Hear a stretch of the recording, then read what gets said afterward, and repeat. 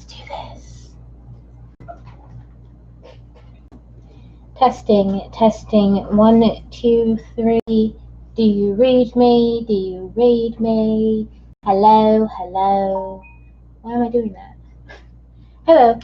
Welcome to my home. I am Victoria Wilder, author of Lullaby of the Lilitu, this beautiful, darling novel that you see in front of you or below you, as it were, and also one of the stories in Voices of Christmas, this short story collection here, and author of every single poem in this collection of poems called Watermark or Songs of My Soul, which is pretty bad French grammar.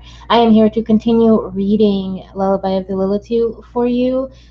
First of all, thank you so much for being here. If you are new to the channel, please like and subscribe. That lets me know that you care and that you're liking what I'm giving you, and that also lets YouTube know so that they can show you more of not only my content, but content that's similar to mine, so you can get more interesting stuff from other awesome creators on YouTube.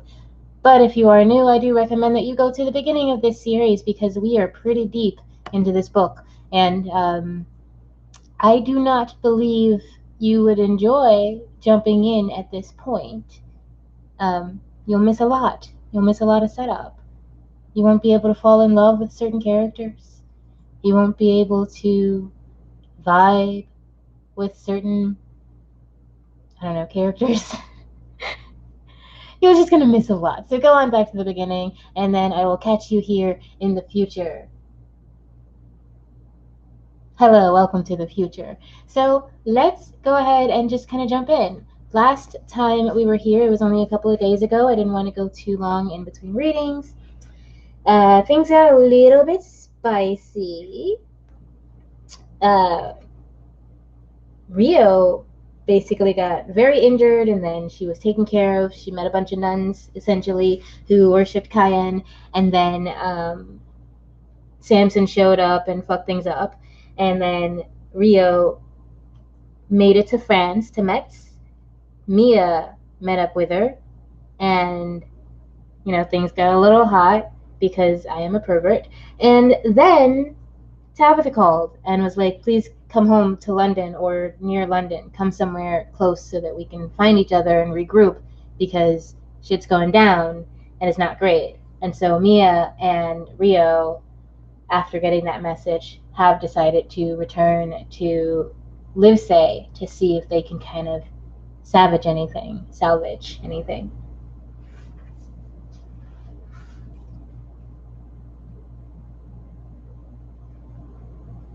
The smoldering ruins of Livesey Manor lay at our feet, its once towering spires now reduced to charred, hollow stumps.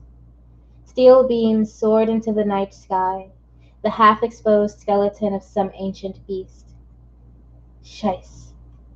Mia tapped one of our scorched dining chairs with her foot, and the leg collapsed, sending a puff of ash into the air as the chair fell. We'd checked the village on the way in and took out a few leftover wraiths before returning to the manor.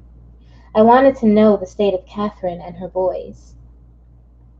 We found the younger of the boys tearing into his brother's chest and Catherine dead beside them. After putting Liam to rest, I'd fled the manor, leaving Mia to chase after me, and now I sat on the floor in the middle of our ash-powdered library as Mia searched the shelves. What are you looking for?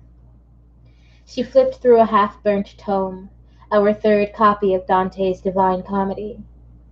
Yuri had brought it to me after I'd burned the second one upon getting angry at its final cantiche and threw it into the fireplace in a sudden fit. The first I'd dropped in a pile while reading in the stables. Mia tossed the book behind her and picked up another. A drawing. Yuri sometimes hid certain pictures in related books. She glanced up at me, her eyes glistening red and a wistful smile on her face. He was weird like that. But Cayenne thought it was annoying and made him stop. She turned the book upside down and shook it. Remember the weapon you showed me? I saw a drawing of it before, in one of these books. If we find which one it was in, we might have a clue to finding the real thing. The book fell from her hands and she sighed. It's useless. These books aren't even readable.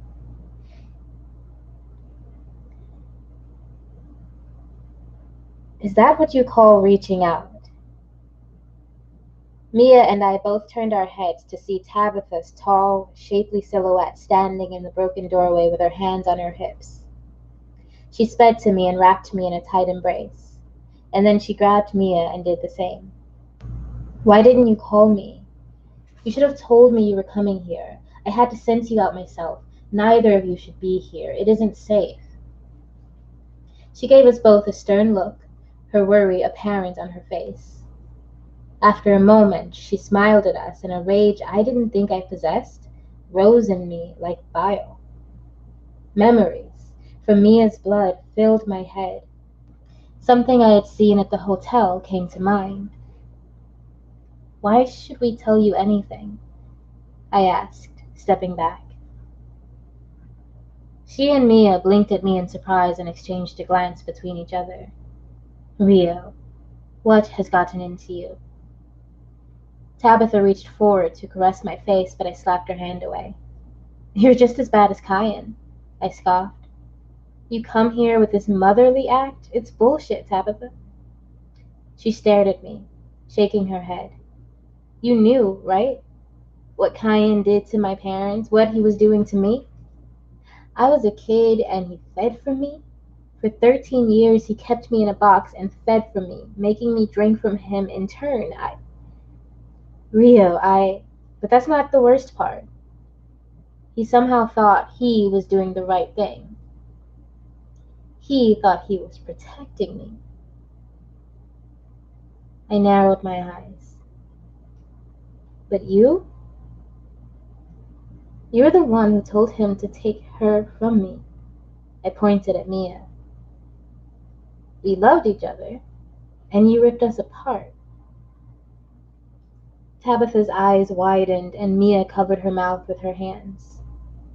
I saw it, in her blood, I continued. The words climbed over the lump growing in my throat as Mia's memories flashed before me, as clear as if I had been there myself. You caught us together. You saw that she had bit me, and so you told Kyan to remove her. Don't try to deny it. She stared at me, her mouth agape.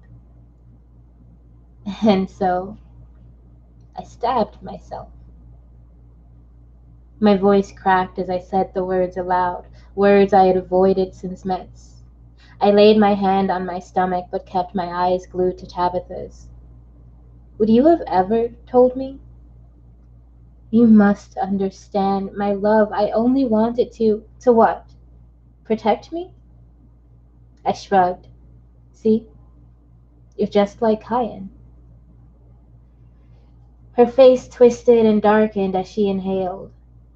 She stood tall over me and pushed her pointer finger against my chest as she spoke. You think you're so much better? I raised you like my own, but you're nothing like me. You, who took so easily to killing, you are one of the most impulsive, spoiled creatures I have ever met. Her eyes darkened. You think we made you this way? Kyan gave you eternal life, but he didn't force you to revel in every kill. When it comes to hunting, no one seems to enjoy it more than you and Samson. You made it a bloody game. She huffed and turned away. You think Kyan's bad. You think I'm wrong for not mentioning that you, in one of your infamous dramatic fits, decided that the most efficient way of getting your point across was to run yourself through with a giant cook's knife because you couldn't get your way, princess? I turned and paced across the library, kicking through rubble as I stormed. Do you hear yourself? You raised me like your own. Kyan kidnapped me. You raised a kidnapped kid. I faced her and looked her dead in the eye. I was broken from seeing my own parents slaughtered from what he did. And when I found some tremulous semblance of happiness in that sad disguise for a prison, you were the one who snuffed it out. Do you want to know why? She whispered, her warm voice soft. and gentle. I loved you. You were my child. And this rebellious, angry girl, her eyes flashed to Mia, who looked away. I didn't know then the depth of your feelings for one another. I truly thought you were in danger. I didn't know I would be killing you. I'm so sorry. She shuddered and covered her face, sobbing into her palms. Her shoulders bounced as the sobs erupted in rapid succession. The wave of a rage shattered within me. I moved to her and wrapped my arms around her until the crying slowed. She gazed down at me and ran her hand over my hair. My dear, sweet Rio, you have to believe that we love you. We have messed up more times than you can imagine, not just with you, but we are a family, now and for eternity. She looked between me and Mia. And for Yuri's sake, don't you think we should stick together? We nodded, slowly, and she shook her long arms as though dumping off the weight she had been carrying all this time. So, she said, crossing them in front of her, what are you looking for? Mia and I exchanged a glance, and then she reached into her pocket and thrust the sliver of paper into Tabitha's hand. She inspected my crude drawing for a moment. Why are you looking for this? You saw what happened here. My voice rose as I tried to keep from outright yelling. How could she not understand? We can't just let those Lilitu run free. This may be a way to end Sephora for good. You and Victor may be okay with hiding away, but I'm not. Yuri wouldn't be okay with that. Tabitha shook her head. Why must you be so damn suicidal? And Mia? How is it that you're going along with this? Mia grit her teeth. You heard her. Yuri wouldn't be okay with running, and I'll be damned if I'm going to let that bitch get away with what she did to him. Tabitha bit her lip and thought for a moment. I can't change your minds. Mia and I shook our heads. Tabitha sighed and pressed her hand to her forehead. It's in room B2, in the armory. Her shoulders drooped as she turned to lead us into the basement. 11. Sephora and her brood had torn through the rooms Samson had access to, but left much of the basement untouched. Scratches marked the doors where they had tried to claw their way in. Tabitha led us through the mirrored maze to a nondescript door labeled B2. A generator buzzed somewhere deep in the basement. Cayenne found the dagger a few decades ago. She pulled her access card out of the silver-sequined bag on her hip and swiped it in the reader. It beeped, then flashed red, followed by a loud click. Tabitha's brow furrowed as she reached into the bag and pulled out another card. She swiped it, the reader flashed green, and the door slid open. Bright white lights flickered on as we entered the room, lined wall to wall with chrome and steel boxes. He transferred it here from a safe deposit box right after he found it in some cheap museum. This is where he keeps some of the most powerful and dangerous mystical items he finds. Apparently, my access has been revoked. Not Victor's, though. She straightened her shirt and stuck her nose in the air. In any case, she said, gesturing with her arms in a wide circle to showcase the room.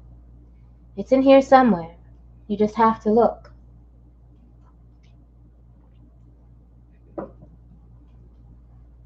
We poured through the boxes, swiping with Victor's access card until at last we found it. Although smaller than I'd expected, the carved bone handle fit square in the palm of my hand. It burned in my palm, a surge of heat and power, whispers in the air. I locked eyes with Mia, then with Tabitha. Are you absolutely sure you don't want to come with me and Victor to the safe house? She asked. I nodded. Sephora won't stop. And if we can do this, then our family won't have to live in hiding. Where's Victor anyway? Shouldn't he be healed by now? Mia crossed her arms over her chest. One of the twins ran a hand through his abdomen. Add to that the withdrawal from Anna's blood. Tabitha glanced down at her hands. He's not in a good state, but he will heal with time and regular feeding. In fact, I should get back to him soon. Well, I said, fingering the dagger's weighted handle, send him my love, and tell him we will avenge our family.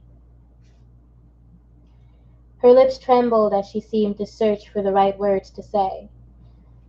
Upon finding none, she pulled me into her arms and kissed both my cheeks. Please try not to die, my sisters. She looked between Mia and me. Take care of each other. Victor and I will always welcome you whenever you decide to come back. She disappeared before I could say another word. I tucked the weapon in the back of my belt loop and turned to follow Mia out of the room and back up to the manor.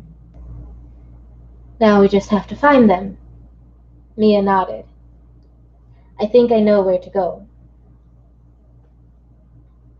Forgive the accent, please.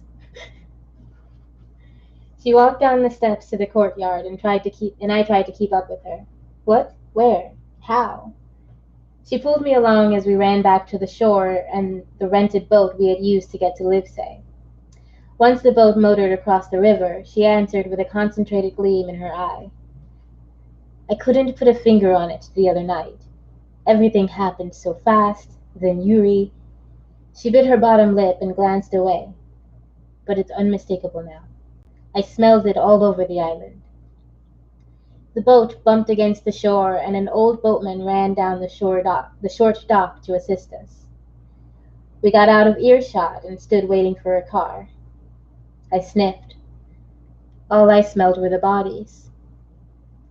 There at Highgate. Sanson reeked of it, she said. It's a cemetery Cayenne had shut down in the 1970s. Why would Cayenne want to shut down a cemetery? She chuckled. We weren't on the best terms, and I ran away. But I was young and sloppy, so he had a mess to clean up. For him, it was easier to shut the place down than to try to explain away all the strange and unsolved occurrences there. One of our gray sedans arrived, and Mia gave the driver the cemetery address as we slipped into the back seat. Some time later, we pulled up to Highgate's front entrance. Mia and I exchanged a look before entering the abandoned structure leading into the cemetery. She was right. Once I picked up the smell, I couldn't deny that Highgate was the place Sephora and her people called home. It reeked as much of them as they did of it. Mia nudged me. Now what? I don't know, I whispered. It was your idea to come here. Yes, and we did that part. You have the knife, and you're the one with years' worth of Cayenne's blood, so now it's your turn. She patted my back as if to say, you got this, and I cringed at the ridiculousness of it. We giggled for a brief moment, forgetting our dire situation. I sniffed the air.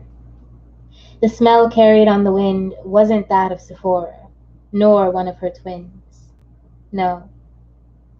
The fragrance that wafted in the bluster of the October winds, overpowering the sweetness of the night flowers, could only belong to one Lilitu, my creator.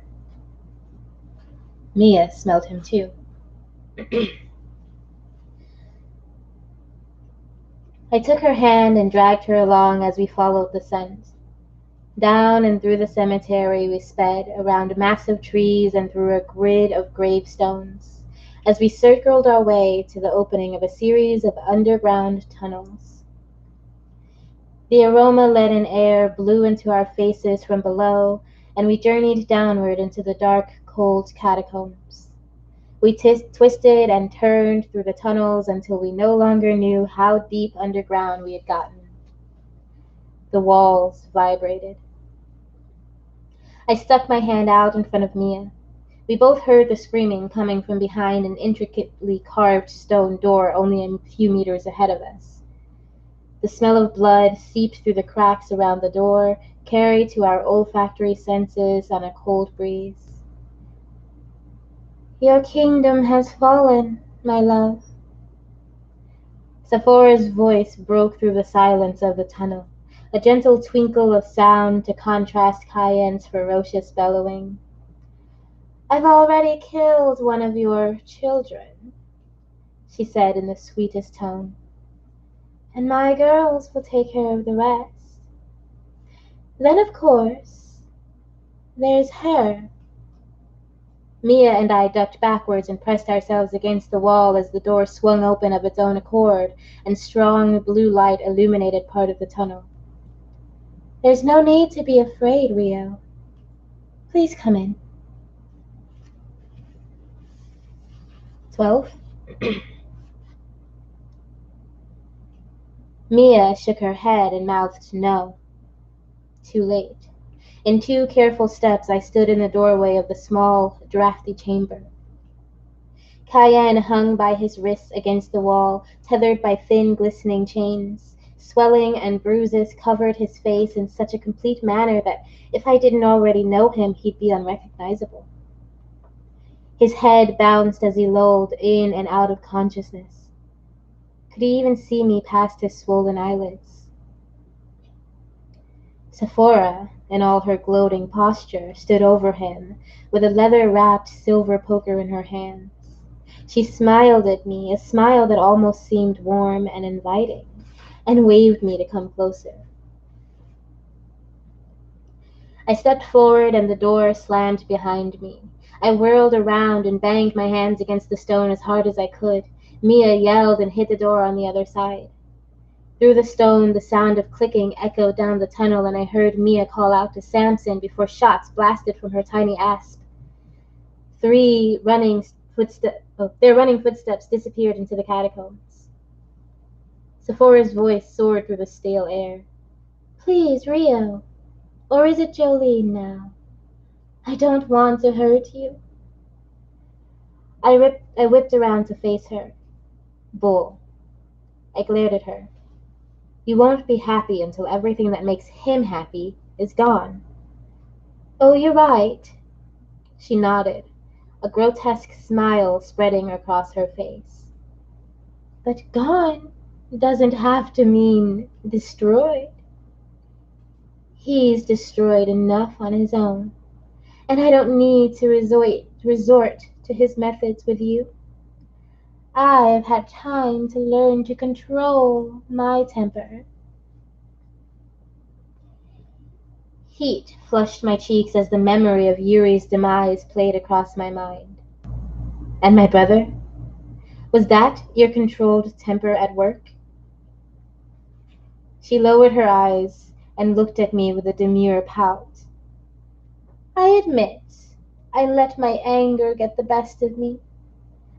But in my defense, you all attacked me. You burned down our village. My home is in ruins. She clicked her tongue, rolling her eyes. Bygones. Can't you see that Cayenne deserves this? Now that you know the truth, isn't it clear? I glanced over at my half-conscious maker's withered form hanging like a rag on the wall and shuddered. No one deserves to suffer like this. To be bled dry but never killed. Look how you've drained him. There's no mercy here. Mercy? She scoffed and slunk over to a tattered old armchair sitting in the middle of the room. Did he show me mercy when he sent those people after me and put me in the ground? Did he show your parents mercy when he ripped out their throats?" She smiled and sent me a pointed look. "Did he show Yuri mercy when he sent him to the vault? Don't you dare say his name." My teeth ached from the clenching in my jaw, and I dug my nails into my palms. "I'm sorry," she said with a hand on her chest. "But what he did?" "What about what you did, Sephora?" Cayenne coughed and glared at her through swollen slits. "What I did? How dare you? Why is that always the question?" She looked at me. "I realize Cayenne's a bit of a relic, but please tell me this isn't the attitude of all men these days." "Tell her, Sephora," he wheezed. "Tell her how you rampaged. Killing in such large masses, you attracted almost every hunter, zealot, and power-hungry witch in the world. If I hadn't stopped you, you would have gotten us all killed. I had no choice." She tilted her head back and laughed, her voice chorusing throughout the small stone room. "We can't die, my love. Not really. But I'm glad to see you've never lost your flair for the dramatic." She chuckled and looked aside at me. "No choice," he says. "You always have a choice." She sped to him and jabbed the silver poker into his side, a monstrous grin spreading across her face. The ground shook with the force of Cayenne's screams as she ripped it out again. She reared back for another strike. I called out with my hands in the air, "Please stop! You want me to come to you? To see that you're better than him? Well, you could start here." She narrowed her eyes, waiting for me to continue. "I'm exhausted of seeing my loved ones in pain. It hurts me." I edged closer. "If you want me, show me a sign of faith. Just for now. Leave him be." She regarded me for a moment before slinking back to the chair and draping her arms and legs over the sides as she leaned back into the seat. "Such compassion. That is why I want you. You are nothing like your maker." "Oh no. I'm just as stubborn as he is," I said, still creeping deeper into the room. She grinned, shaking her head. "I am more like him than you, and I can understand why he loves you. You are of 2 times." She gestured around the sparse room. "I spent 900 years buried, and when I rose, those girls brought me to a graveyard. But you know this new world, and thanks to him, you know an older world too. With my power behind you, I can raise you to greatness. The empire he created should be yours. It should be ours." Her face darkened as she shot an angry look towards Cayenne. "And he shouldn't be allowed to hurt anyone else." Sephora's breath quickened. The ruffles on the chest of her filthy dress rose and fell in rapid succession as she bared her teeth. Her nostrils flared, and she sped to him with the poker, ramming it through his stomach at high speed. I clamped my hands to my ears as his screams brought chunks of stone tumbling from ceilings and walls. I jumped out of the way of falling debris. "You're going to be buried again, and take me with you. Then no one will be around for this great empire you propose." Cayenne groaned as the poker standing in his leg burned through him. Sephora grabbed the hair on both sides of her head and paced the room. "You don't understand!" The force of her voice brought another quake, and I struggled to keep my tone level. I held my hands together in front of my heart and took slow, deliberate steps towards her. "Help me understand then, Sephora. What happened?" She glared at me, her lips curling up in a detestable sneer. In the next instant her features morphed, becoming smooth and expressionless. Her eyes dulled as she seemed to stare at nothing in particular. She placed her hands against her face and blinked at me. "Sephora?" I got within a few feet, but remained out of arm's reach. She had taken on an impossible stillness, and I circled her. I called her name again. It seemed as though a spell had come over her. "Hey!" I waved my hand in front of her, and she gasped, hissing at me for a second before recognition set in. What the hell was that? My head ached. She slunk to the armchair and curled herself into its deep cushion. "It is but a moment of exhaustion. It will pass." She looked at me from under drooping eyelids. "Do you see? I need you. I didn't ask for any of this. I loved him." She looked down at her hands splayed across her middle. "Then why?" I licked my lips. I needed to choose my words with care. "Why did Cayenne turn against you? Why does he accuse you of so much carnage?" "Yes, I decimated entire populations. I am a god. It is my right." She clenched her jaw and glowered at Cayenne. "But that's not why I did it." "No," Cayenne grunted through clenched teeth. "You did it out of jealousy, out of spite." He spit blood to the side and stared back at her. "I was with child." Her face burned bright red as the languid air gave way to a passionate fire. 13. The chamber trembled. I dodged more falling rock and fell to my knees. Cayenne's mouth opened and closed as he tried and failed to speak. "Oh yes," Sephora whispered.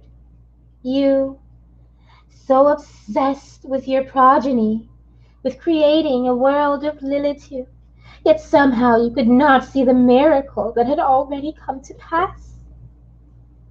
"Impossible." Cayenne coughed, spitting up blood. He shook his head. "I've been trying to crack Lilitu reproduction for centuries with no success." "You mean with your little experimental couple, the Frenchman and his Ghanaian wife?" She rolled her eyes. "Their problem isn't because of what they are, you fool. She couldn't bring a living child when she was human, and she certainly won't as a Lilitu." She laughed. "You would have had your success long ago had you looked to me. Instead, you had the Vagari Frederic put me in the ground." She pulled at her hair and growled as she rocked in the chair. Cayenne blinked back deep red tears. "How could I have come to you? You lived with your victims' bodies, hundreds of them. The smell alone repelled me." "I was overcome with the magnitude of what we had done. My thoughts weren't always rational." She hissed at him. "You should have tried harder." "But he didn't," I broke in. "He turned against you. He trapped you. And the baby? Gone." She swallowed hard and cleared her throat. "It couldn't survive. the starvation. Despite what she had done, my heart reached out to Sephora, and tears stung my eyes. Her voice cracked as she went on. I felt it expire within my womb. It took a few years for the body to pass. All the while I lay in that darkness, watching the stillness of the tomb around me from the depths of Gennaro, trapped within my own frozen flesh. She wrapped her arms around herself and gazed up at me, her face streaked in red. I moved to her on instinct and placed a hand on her shoulder. I can still feel it, my child, she whispered, a bitter smile twisting her lips. It filled my soul, and now I'm empty. I'm empty. She held her hands on her stomach, and her body shook with a torrent of violent sobbing. I knelt beside her. I am so sorry. And I was. I rubbed her back and shoulders. I can't imagine what that must be like, all these years spent in such immense pain. She took a trembling breath as a dark red tear streaked down her face. He took everything away from me. Her eyes pierced into me as together we made a decision. He had stolen a child from her, and now she wanted his. And so you'll have me, I said. The dagger on my waist burned, and a strange voice whispered in my ear. Cayenne's voice croaked and echoed from the wall where he hung. Oh, Sabby.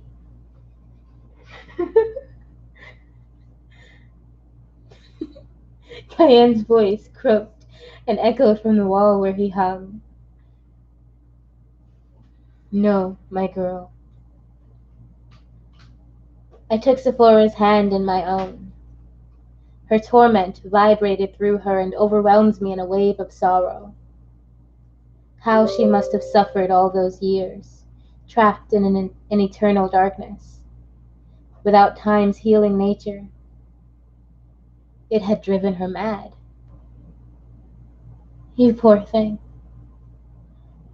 I wrapped an arm around her. You're no worse than the rest of us. She reached down and caressed my face in the sweetest gesture. She pressed her cold thumb to my lips and pushed it into my mouth, onto a sharp tooth, pressing until her blood poured into me. Cold flame blasted through me as over 3,000 years of experience played across the theater of my mind. Her voice warbled at me from afar. I will give you truth in the way he never has. Walk this path with me, Rio, and you will know what it truly means to live in freedom, to be a god. My head swam and my heart beat in time with the flow of her blood into my mouth. Her words danced in my thoughts, mingling with the images of her life. Come with me into the world of man, and we will show our true power. Drink of me, child, and we will become bonded. In time, you'll come to know all that I know, and you'll teach me in kind. And once we rid him of his other offspring. The images rushed away as I snatched my head back. What do you mean? She looked at me as though surprised I'd asked such a thing. Why, we can't let them live. You said it yourself. I won't be happy until everyone he cares for is gone, and he's alone. And you said gone doesn't have to mean dead. Yes. She tilted her head to the side and gave me a sad look. But they would never join us. They've spent too long under the influence of his lies, while you are still malleable. This is the way it must be, dearest child. Just then the stone doors blasted inward, shooting huge chunks our way. I stood and shielded the small, ancient Lilitu beneath me as rocks and dust filled the little chamber. When it settled, Samson lay on his back in the rubble, covered in dirt and blood. Mia stepped through the hole left in the wall. You keep trying to fight me, and you keep losing. She pounced on top of him, her heavy boots pressing down on his arms. I think you enjoy being beaten by a woman in leather. Mia slammed into the crumbling wall at such a speed that blood shot from her nose and mouth. Sephora pushed her hand forward in the air, and the pressure crushed Mia against the wall, her strangled screams rattling in my ears as blood poured from her mouth in dark gushes. I sprang forward, whipping the dagger from my belt loop, and plunged it with all my strength into Sephora's back before yanking it out again. She gasped, and the pressure holding Mia to the wall dropped. Mia crashed to the floor, groaning and spitting up blood. Sephora turned to face me, her nostrils flaring and eyes bulging as she gaped at me. What did you do? She reached down around to the wound in her back, and her hand returned covered in her own blackened blood. She stumbled backwards over big pieces of stone and mounds of dirt pouring in from the cracked ceiling. She grimaced and dropped into the old chair. She stared at her bloody hands, then glared up at me, shaking her head. It wasn't supposed to be this way. Sephora screamed and threw her head back as white and silver light welled in her center and burst up out of her mouth in a great tube.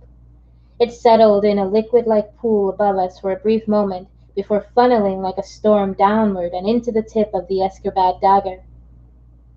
Sephora's hollowed, eyeless husk drooped in the old armchair. I stared at her, watching the smoke rise from her corpse. My arms and legs vibrated, but I couldn't move. The knife in my hand burned warmer. A voice whispered in my ears, telling me what had to be done. My perfect girl. Cayenne winced and groaned as he tried to pull himself to stand. I ran to his side. Papa, I said, looking into his swirling green and golden eyes.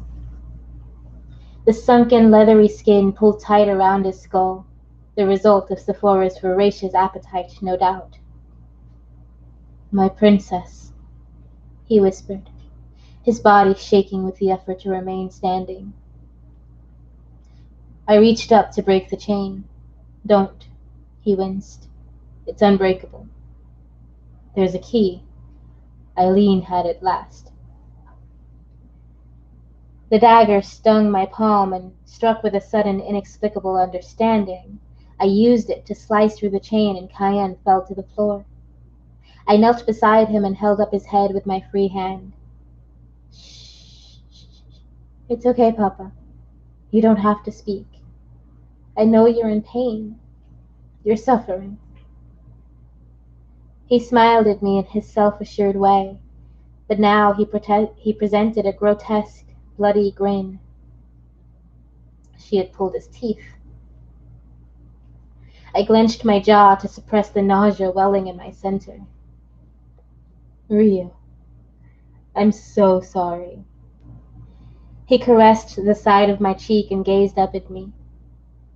I've done so many things, but you must know I know. I leaned forward and kissed his forehead.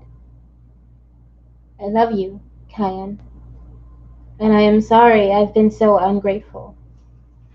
Well, that's how daughters are, he chuckled, followed by hard coughing which sent his body into convulsions. Stone and dust and dirt fell like rain from the walls and ceiling. I said you made me a monster, Papa, but that isn't quite true. He nodded, a tear streaking the dirt on his face. Yet, I am one, I said, leaning down to kiss his tear-streaked face and whisper into his ear, "Just like you." His brows furrowed and he gazed up at me. "What?" The strange voice whispered angrily in my ear. "It's not your fault. I'm a monster, Papa. But I am one. We all are. And we must be stopped." Before I knew what I was doing, I plunged the dagger into his stomach. I held him close as he realized what had happened seconds before the light within him exploded upward. It pooled once again in the ceiling and torpedoed down into the knife, and I knelt there, holding my creator's smoking, lifeless form. I let the tears fall free onto the burnt-out corpse in my arms. It had to be done. The room crumbled around us, and the wall Samson crashed into started its slow collapse. "Rio?" Mia's strained voice reached my ears, and I placed my father's body onto the ground. The dagger glowed and burned so hot that I yelped and dropped it onto the stone. The small blade of bone shattered as it hit the floor, breaking into hundreds of tiny little shards, and the light within blasted out and slammed right into my stomach. I flew backwards through the hole in the wall and crashed inside the tunnel. Blinding white and purple light took over, and the earth around me rumbled as a room somewhere in the catacombs caved in. Mia yelled my name, and I reached out in her direction. Somehow, I knew without seeing that she was in danger. With a sickening squelch, Mia screamed, and the light centered within me. The tunnels quaked, and the world appeared sharper, clearer than I had ever known. I sped into the room and peered through the billowing dust to see Mia lying in the ground, the silver poker standing in her back. I looked up to see Samson crawling over a pile of collapsed wall in the far back of the room, and I sped to him. He kicked at me, but I moved faster than I ever had and slammed him to the ground. Instinct guided my hand as I aimed my palm at him and pushed. "Hey now, wait a minute!" He held his hands up and pressed back against the invisible wall of pressure I directed him. "Look, can't we just—" His bones cracked inward as his skin burst at the sides. Blood, flesh, and hair splattered the quaking room as I flattened him to the ground. "Naughty, naughty!" I whipped around. Eileen and Grania flew at me, their claws outstretched. I forced a concentrated stream of pressure through my hand and blasted it at Grania. Her arm snapped off and shot across the room. She howled and dropped into the dirt. Her sister's eyes bulged as she gaped at me. She ran to Grania's side, and the two sped out into the night. I had started to follow them when a small hand grabbed mine. Mia looked up at me from her knees. The silver poker lay tossed aside. It sizzled with her blood. Warmth filled my face, my skin, my body, heat and pain and power, overwhelming power, whispers in my head. Mia wrapped her arms around me. I threw my head back as magic and heat burned through me. My eyes filled with light, and I saw everything.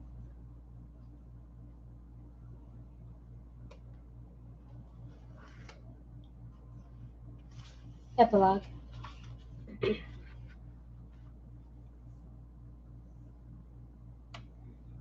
November 11th, 2034. King Amun and his sister, Queen Amenet, sat high in their thrones in the king's chamber. A lean, obsidian-skinned young man dressed in traditional ancient garb knelt in front of them to deliver his message. "The great lady Volandi has arrived," he announced. "She brings with her the young one, Irena." Amun waved in a gesture of gratitude. "Thank you, Odeon. You may show them in." He nodded to Amenet, who stood and raised her hands. The 5 others in the room stopped their various activities, the 2 couples canoodling on a crowded bench, and the hirsute man with long, dark hair scribbling in his book, and they switched their attention to the young queen. "We are nearly all gathered in this council," Let us now bid short farewell to those who do not share our sacred burden." She nodded to the couples, and all four stared back. After a few moments she sighed and dropped her hands beside her hips. "Serena, Elizabeth, please send your companions to the servants' chamber." The two beauties wrapped their respective partners in passionate embraces, and then sent the men on their way through the wide double doors on the other end of the room. Through those same doors came the elderly Lilitu, Volandi. The golden-trimmed, turquoise tail of her long gown trailed behind her, and behind it followed a young girl with wide, always shifting eyes. They strolled up the long, gold-lined path to the semicircle of seats surrounding the two thrones. Volandi laid her arm around the young one's shoulders and guided her to a pair of empty chairs near Amunet. She placed the girl between herself and the queen, and took her seat beside the long-haired man. "Claudius, Serena, Elizabeth." She nodded her greeting to each before bowing her head to the king and queen. "Volandi, you have news concerning the upset in London." The king leaned forward, his fingers fluttering on his knees. "Please, don't keep us waiting. Our sisters and brothers have traveled a long way. Actually, we were already in Egypt as part of a romantic couples tour around the world. We've seen all the sights, and we're staying in a great hotel. It's been so lovely." There was this Amunet shot Serena a dark look and held her hand up to prevent any further sharing from the more verbose of the nearly identical Lilitu sisters. "Tell us," she said, now addressing the elderly woman, "what of the girls, Rio and Mia, and the hybrid child from Project Dawn?" Volandi shook her head. "I can only tell you what little I know of the events leading up to Cayenne and Sephora's deaths." "What about the last of Cayenne's children?" Amun inquired. "Have they been located?" "Yes," Volandi said, the tension melting from her shoulders.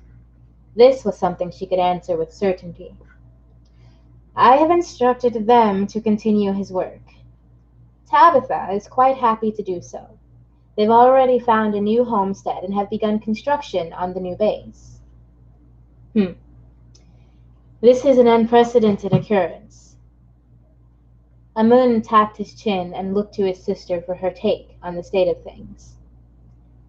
Amunet twirled a long, thin braid between her fingers.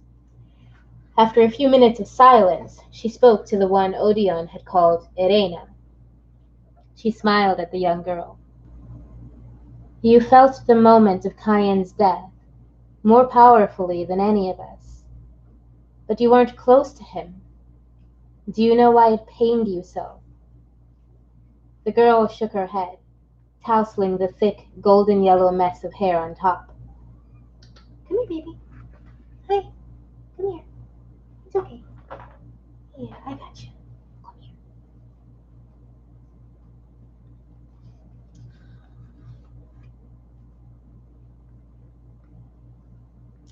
Amunet frowned. "There is much we do not understand, brothers and sisters." She leaned back in her seat. "This matter cannot be put to rest until Cayenne's missing children, as well as his hybrid experiment, are found." "What if they can't be found?" Elizabeth flipped her large, honeyed waves over her shoulder, almost smacking her sister in the face with the whip of hair. "Or what if the surge we felt was due to all of their deaths?" Serena added. "Maybe whatever weapon they used was a bomb, like some mystical bomb. And what if—" "Serena's right," Amunet interrupted. "It would help to know more about the weapon they used. Unfortunately, the journal Cayenne found burned to ashes in the fire at his holy glen. Volandi, have you brought the shards?"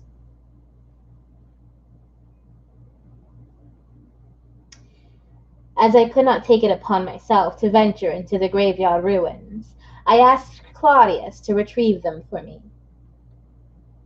Claudius handed the bag to the king, who poured its meager contents into his hand. 4 charred little pieces of bone. He glanced up at the circle of ancient Lilitu surrounding him. We should be glad this is all that's left. He pocketed the shards. Let's pray there are no more weapons like this in the world.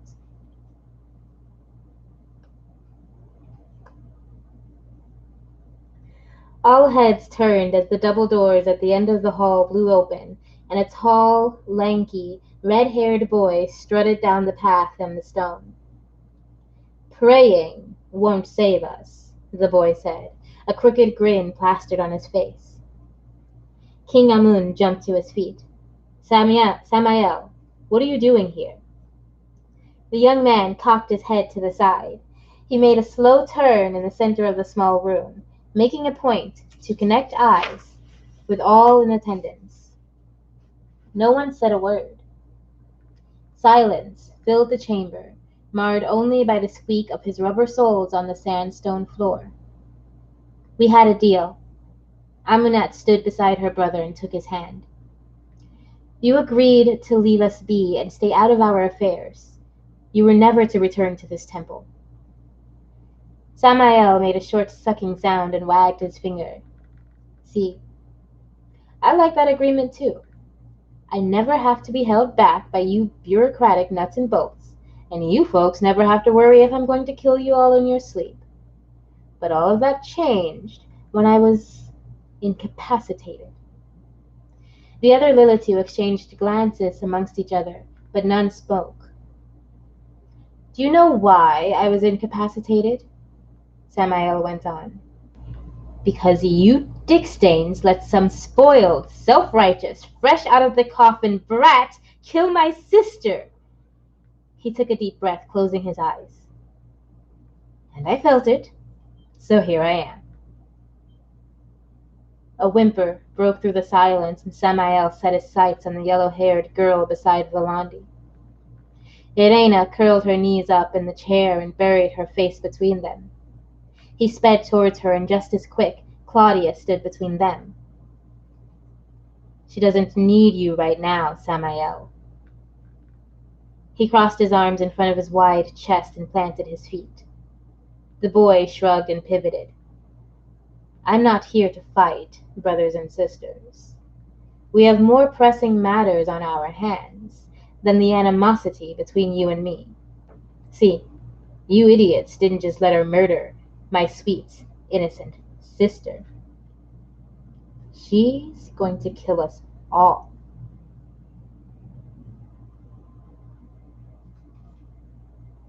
She's going to kill us all. And that is the last line of this book. Huh? We did it, guys. We made it all the way through. Thank you so much for sticking with me all the way through kitty interruptions and terrible scheduling and oh hi baby and bad voices and acting and I hope you had fun, guys. I hope you enjoyed it. I'll see you next time when we read and scourge it a little too. Probably sometime next year.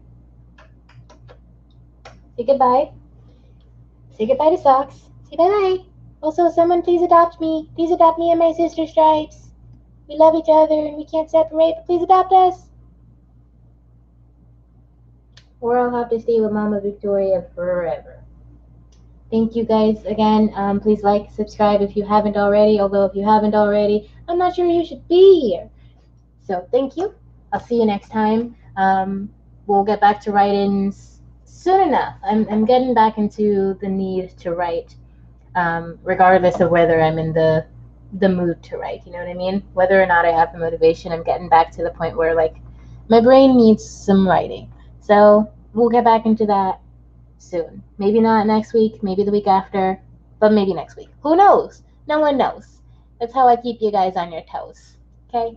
I love you very, very, very much. I hope you're very healthy. I hope you're well. I hope you've got something making you smile. I hope you have something that makes you comfortable and feel relaxed. And I will see you on Twitter and Facebook and Instagram and everywhere else. Come say hi.